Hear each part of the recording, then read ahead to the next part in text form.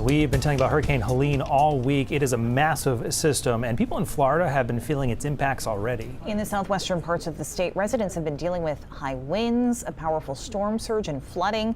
The storm is set to make landfall in the panhandle this evening. NBC's Jay Gray has been tracking that storm and has more for us from Tallahassee. Okay, let's talk a little bit about where we are with this storm. Still churning in the Gulf, rushing toward the west coast of Florida and really gaining speed and momentum. It's those warm waters, mid-80s to near 90 in the Gulf, that act as rocket fuel for this storm. The National Hurricane Center saying this one's going to be a beast, that it's going to have winds gusting well over 100 miles an hour at landfall. And they warn about what could be, and I'm quoting here, a catastrophic and deadly storm surge as high as 20 feet in some areas. There is just going to be a lot of debris. I mean, it is going to push down a lot of trees, and it will cause significant damage.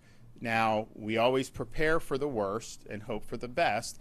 Time to prepare. It's just about over at this point, and so those who haven't moved to a shelter, moved to higher ground or outside the strike zone, they're going to have to ride this thing out. Now, we know that you've got power teams as well as response and recovery teams staged just outside the strike zone.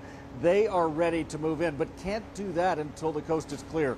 And in areas like Tallahassee, a little inland, they still expect to see major hurricane winds here, and the fear is that's going to bring down a lot of the old trees, oaks that are hundreds of years old, and that'll pull power lines down as well. In some of the hardest hit areas, they expect that they're going to have to cut their way through to get to people who may be there to restore power, and that could take not days but weeks in some areas.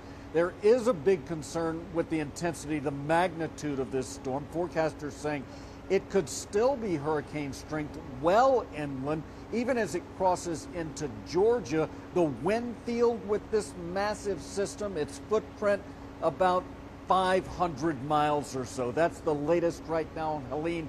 I'm Jay Gray in Tallahassee. Now back to you.